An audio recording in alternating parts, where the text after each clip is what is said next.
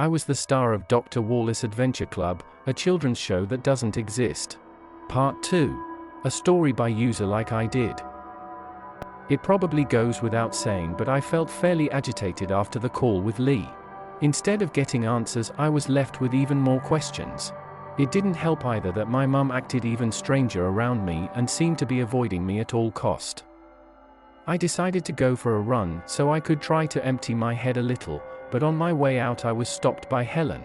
I'd seen her a couple of times when visiting my mum in the past years, but besides the occasional small talk or birthday wishes, we hadn't been in contact much. I guess that's what happens when you grow older.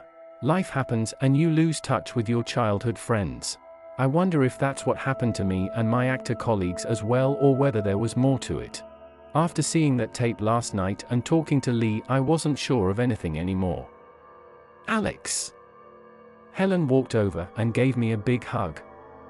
Can't believe you've been here for days without saying hi, she said as we sat down at the porch to catch up.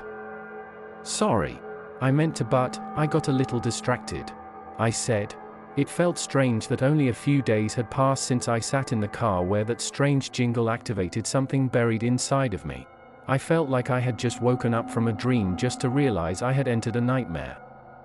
No worries, I'd been pretty busy too, but as of today I'm officially on summer break, she exclaimed and raised her arms in the air. Summer break? I thought you were working already? I asked. I went back to school to study medicine. Oh well, we really needed to catch up, I laughed. That's awesome. Yeah, it's great. Anyway, how are you? Did you find out about that show you did as a kid? There it was. The knot in my stomach tightened again. Helen was pretty much my best friend growing up. She even remembered talking to one of my friends from the show when we were younger. I took a deep breath and proceeded to tell her everything that had happened in the last days. All the weird memories that came back to me which I couldn't explain. The weird conversation with my mum, the tape, and the phone call with Lee. I kept speaking without even taking a break, and she sat and listened to all of it. I know how insane this sounds. I still think that the tape was just some weird prank from Lee. Helen stayed quiet for a while. But that doesn't explain your mum being weird about it, she finally said. I mean, maybe she feels guilty or something? I don't know. But I don't know, maybe I'm going crazy, but my gut tells me there's so much more to it. If I could only remember. I did find it a little strange that you forgot about it. It wasn't that long ago, and it's not really something you'd just forget about, you know. I nodded. But what troubles me the most is that phone call you had with him. You haven't talked to this guy in years, and suddenly he tells you that some young version of him told him he should die. Whatever happened or whatever is going on, it sounds like he might need help. Did you try to contact him again? She asked. I bit my lip. I hadn't called him again. I basically threw my phone in the corner after the call and tried to forget about it. Of course I couldn't. I shook my head. I should have. It's just, after seeing the tape I couldn't really think straight. Can I see it? Helen asked. I was probably even more nervous showing her that tape than when I watched it myself, but she listened to everything I said, and she seemed to be understanding. She didn't make me feel guilty or crazy or anything. I was glad that I opened up to her. Helen sat down on the sofa as I inserted the tape back in the player. My hands started trembling. I wasn't ready to watch the madness again, so I turned my face towards her instead of the television. Wonderful afternoon, adventurers and explorers, and welcome, welcome, welcome. Are you as excited we are for another episode of Wallace Adventure Club? Yikes. Dr. Wally looks more like Dr. Molesty, Helen joked. I stayed silent as I observed her reactions. Oh, look at that, what a cutie. You didn't tell me you were the leader of the group. Oh, and that's Lee, right? The one in green, yeah. I said without turning to the screen. Yeah, he was cool. A bit edgy, she laughed. But I guess we all were in 2009. Okay, now I don't get it anymore. What age group was this made for?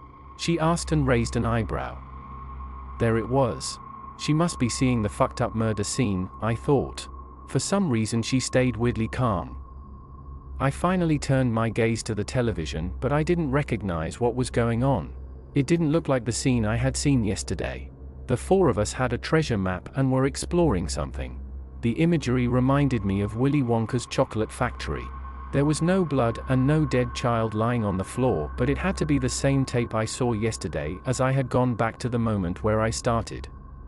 Like, it looks like some scavenger hunt, but what the hell is that language? Helen asked. It was the same gibberish I had heard when I watched the tape.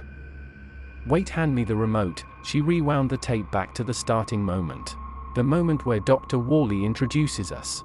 She got close to the screen and took a photo of my face. Then she went forward to the scavenger hunt and did the same thing again. What the fuck? Helen mumbled. That doesn't look like your face. It doesn't look like a face at all. Did they make you wear masks? She handed over the phone and I scrolled back and forth. She was right. It was the same thing that I had noticed yesterday. My face looked strange, but this wasn't just makeup. The proportions were slightly off, as if someone had plastered a second face on top of mine. But only in the later frames. We checked again, and it was the same for the other faces. Maybe, I muttered.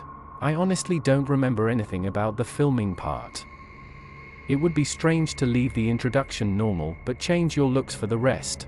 Or maybe the intro was something they always played. Are there any more episodes? I don't know. Lee only sent me this. I answered. This is really disturbing. She whispered. We should try to call him. It took about 6 times, but finally Lee picked up. I wasn't really sure what to say, but Helen took control pretty quickly. After reminiscing about old times for a while, Lee seemed a lot more relaxed, and I'm not sure how else to describe this. He seemed normal. I was still a bit skeptical, but hearing them talk about regular life helped ease my nerves a little. Finally she got to the point.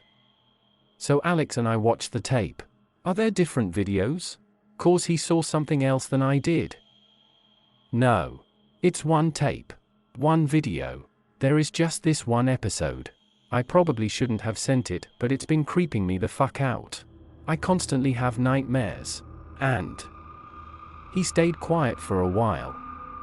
I haven't talked to anyone about this except my therapist. I wanted to destroy the tape, but then I got that mail from Alex. I'd almost forgotten about you, man. Yeah, me too, I said. I hadn't said anything since we started the call, even though we had the speaker on. You shouldn't have shown it to her though. I warned you about that. It's okay, I didn't find it that scary at all, it was cute. Helen chimed in. So, this might be a little weird, but why don't we meet up? We're old enough now to drive, she then suggested. Lee stayed quiet for a while. Yeah, fuck it. Why not? But could you come here? I can't really leave. I'm taking care of my grandpa. It all happened really fast, but there we were, driving to the town where I was born. The place I had almost forgotten. There were a lot more trees surrounding the town than I remembered. We passed the sign to Fairway.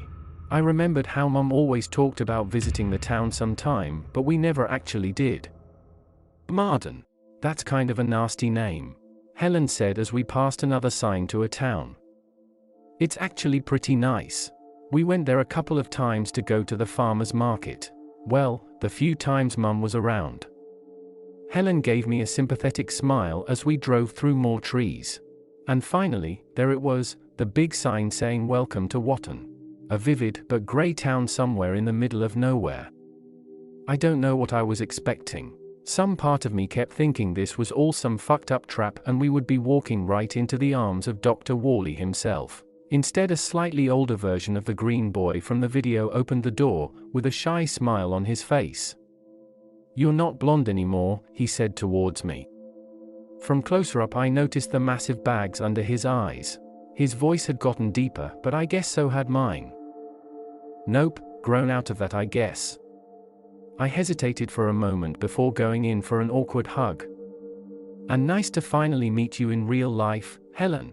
Is this your first time in Watton? She nodded. Yeah.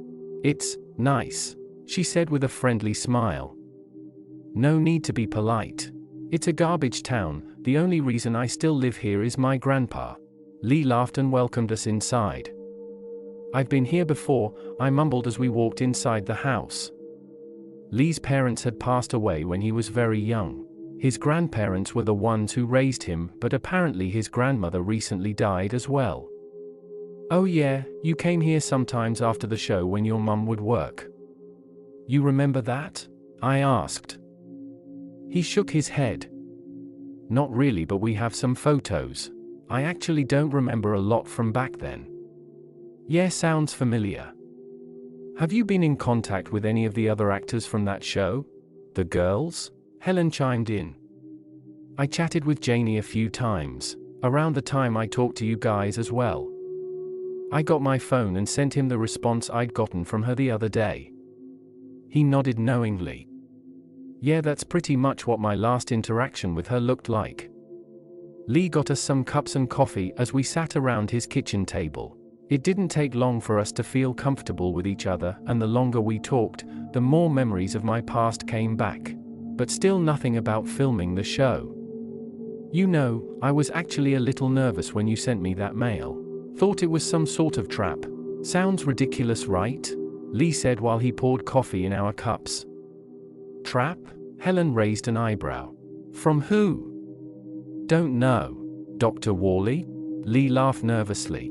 "Or the producers of the show, or some crazy fan maybe. Although that's not plausible as the show doesn't even exist." "What do you mean it doesn't exist? We have the tape right here." Helen responded and pointed towards her backpack. "Yeah, I mean there is this one video. That's it though. They aired the same shit every day for like a year. Wait a sec." He left the room and we heard him go upstairs. "Do you think we can trust him?" I whispered towards Helen, to which she only shrugged. "Okay, this is everything I've collected so far. I know it looks a little obsessive, but well, it's been a rough couple of days." Lee was back with a pile of papers, photos, and notes. "That tape you saw is the only thing we ever filmed. Except, I don't think everyone that watches it sees the same thing. And well, you guys kinda proved that theory." Helen saw some scavenger hunt, yeah? That's what it looked like to my grandpa too. But this show was fucking popular with other children. I remember people in school telling me for years how obsessed they were with it. "Then why did it get cancelled?" I asked to see whether Lee's theory would confirm the things my mother hinted at. "Because something strange seemed to happen to some kids who watched it.